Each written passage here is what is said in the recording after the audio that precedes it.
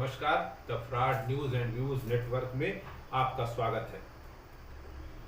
आज हम आपसे बात करेंगे सरकारी नौकरी को लेकर, लेकिन उससे पहले अग्निपथ के कथित अग्निवीरों द्वारा जो बनारस और चंदौली में बसें जलाए जाने और हल्की फुल्की तोड़फोड़ की सूचना मिली है।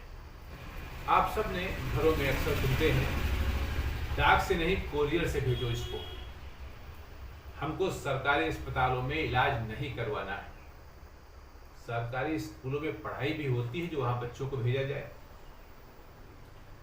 प्राइवेट बैंक में लोन जल्दी मिल जाता है, हम वही जाएंगे, सरकारी बैंकों के चक्कर कौन लगाए। इस तरह की बातें अक्सर हमारे घरों में, परिवारों में होती रहती है। इन बातों का लबोलुआब ये है कि न तो हमको सरकारी सिस्टम पसंद है और न ही सरकार की कार्यप्रणाली। दोनों चीजें हमको नहीं पसंद है। प्रधानमंत्री की आलोचना करना, मुख्यमंत्री को गाली देना, ये हम सबका नैतिक अधिकार है। ये नहीं मैं कह रहा हूं कि हम प्रधानमंत्री कौन है, किसको दे रहे हैं। जो भी प्रधानमंत्री होगा, जो भी मुख्यमंत्री होगा, सिस्टम को गाली देना एक आम बात है। हर आदमी, कुछ लोग एसी कमरों में बैठ के गाली देते हैं, कुछ सड़क पर देते हैं, फर्क इतना है। लेकिन जिसकी भी सरकार है उसके खिलाफ बोलना ये हमारा जन्मसिद्ध अधिकार है। आखिर जब सरकार का कोई काम आपको पसंद नहीं है तो फिर सरकारी नौकरी के लिए काहे आप पीछे पड़े रहते हैं। आखिर सरकारी नौकरी ही आपको क्यों चाहिए? क्यों सरकारी नौकरी के लिए सभी लोग परेशान हैं, जबकि सरकारी नौकरी बहुत ही सीमित है। प्राइवेट सेक्टर में सरकारी नौकरी से ज्यादा पैसा मिलता है, लेकिन उसमें कोई जाना नहीं चाहता। या इसको दूसरे शब्दों में कहूं तो प्राइवेट सेक्टर आपको लेना नहीं चाहता। जानते हैं क्यों? क्योंकि आपके पास डिग्री तो है लेकिन स्किल नहीं है, और प्राइवेट सेक्टर के पास के लिए आपको स्किल होना चाहिए। यही कारण है कि सामान्य छात्र, जिनमें अधिकांश की पृष्ठभूमि ग्रामीण है या सामान्य युवा हैं, सेना और रेलवे की नौकरी तलाशते हैं, क्योंकि इसमें स्किल की कोई खास जरूरत नहीं पड़ती। इंटरमीडिएट की शिक्षा हो और आपकी पर्सनालिटी ठीक ठाक हो, हष्ट-पुष्ट हो, तो सेना और इसमें आपको नौकरी मिल जाती। मैं यहाँ बात उन नौकरियों की कर रहा हूँ जो आयोग यानी कमीशन के जरिए नहीं होती। जो अधिकारी बनते हैं ना, वो कमीशन के जरिए आते हैं, पढ़ लिख के काफी कड़ी परीक्षा पास करने के बाद तब वो अधिकारी बनते हैं। मैं बात कर रहा हूँ ये जो सामान्य नौकरियां होती हैं, इसमें बगैर किसी तरह की एग्जाम के, जो कमीशन के एग्जाम लेता है वो सब नहीं होता, सीधी सीधी भर्ती होती है। इन नौकरियों के लिए इंटर तक की शिक्षा की जरूरत होती है। साथ ही फिजिकली आप फिट हो यानी कि हष्ट पुष्ट हो। ग्रामीण परिवेश से आए लड़के इस कैटेगरी में आराम से आ जाते हैं, क्योंकि ग्रामीण परिवेश होता है, खाने पीने में कोई दिक्कत नहीं, हष्ट-पुष्ट होते हैं। इसलिए वे सेना, अर्धसैनिक बल, पुलिस बल तथा रेलवे के लिए प्रयास करते हैं। सरकारी आंकड़ों के अनुसार केंद्र सरकार के पास इस तरह के नौकरियों की संख्या 32 लाख है, जबकि अन्य राज्यों को अगर मिला दें तो देश में कुल 1 करोड़ नौकरियां राज्यों के पास है। यानी कुल मिलाकर केंद्र और राज्य सरकारों को अगर जोड़ दें तो 1.5 लाख सरकारी नौकरियां इस लेवल की हैं। इसमें कमीशन के जरिए जो आते हैं, अधिकारी बनते हैं, वो नहीं शामिल है। जबकि देश में प्रतिवर्ष 3.5 करोड़ लड़के जो हैं, छात्र हैं, इंटर की परीक्षा पास करते हैं। नौकरियां आपके पास करीब 1.5 करोड़ हैं और हर साल इंटरमीडिएट पास करने वाले 3.5 करोड़ हैं।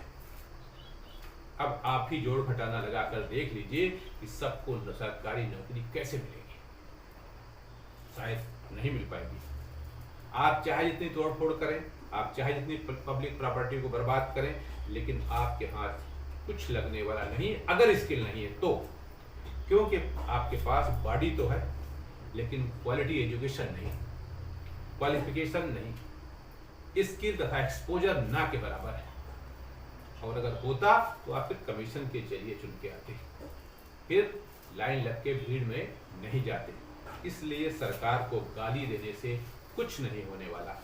आपको अपने बारे में सोचना होगा, कोई हुनर पैदा करना होगा, कोई टेक्निकल ज्ञान प्राप्त करना होगा, तब जाकर आपको मौका मिलेगा। अब ऐसे में वो ये सवाल उठना लाजमी है कि आखिर हर नवयुवक सरकारी नौकरी ही क्यों चाहता है, जबकि हर तरह से वो सरकार की आलोचना करता है, पूरे सिस्टम की आलोचना करता है। इसका सीधा सा जवाब यह है कि सरकारी नौकरी जब एक बार मिल जाती है तो नौकरी जाने की संभावना 1% रह जाती है, नौकरी जाती वाती नहीं। जबकि प्राइवेट सेक्टर में यदि आपकी परफॉर्मेंस अच्छी नहीं है तो नौकरी चले जाना निश्चित है। दूसरा, सरकारी नौकरी में काम के घंटे लिमिटेड हैं। प्राइवेट सेक्टर में क्योंकि जो टास्क आपको दिया गया है वो पूरा करना होता है, ये नहीं कि आप आए और ड्यूटी बजाई और निकल लिए। सरकारी नौकरी में छुट्टियों की भरमार होती है। प्राइवेट सेक्टर में जो इंटरनेशनल लेवल की छुट्टियां हैं वही छुट्टियां मिलती हैं, जो नेशनल लेवल की छुट्टियां हैं वही छुट्टियां मिलती हैं। बजरा भवानी का मेला है और आजुराज खेड़ा का मेला है, इसकी छुट्टियां वहां नहीं होती। इसके अलावा जो सबसे बड़ा कारण है प्राइवेट गवर्नमेंट सेक्टर में जाने का, सरकारी नौकरियों में जाने का, वो है रिश्वत। आप लोग अक्सर समाचार पत्रों में पढ़ते हैं कि सरकारी नौकरी में जो सबसे छोटी इकाई के रूप में कार्य करने वाले लोग भी करोड़पति हो जाते हैं, आय से अधिक संपत्ति के मालिक बन जाते हैं, मुकदमे चलते हैं, पकड़े जाते हैं। रोज ही चल रहा है, रोज ही आ रहा है, कोई भी दूध का धुला नहीं साबित हो पा रहा है। भ्रष्टाचार सरकारी सिस्टम में हमारे खून में समा गया है, रिश्वतखोरी। और ये वो मूल, मैं नहीं कह रहा हूं कि सारे अधिकारी या सारे कर्मचारी जो हैं सरकारी वो रिश्वतखोर हैं, नहीं, बिल्कुल नहीं। अगर सारे हो जाएंगे तो देश ही नहीं चलेगा। देश चल रहा है, इसका मतलब आधे से ज्यादा लोग ईमानदार हैं और ईमानदारी से अपना काम कर रहे हैं।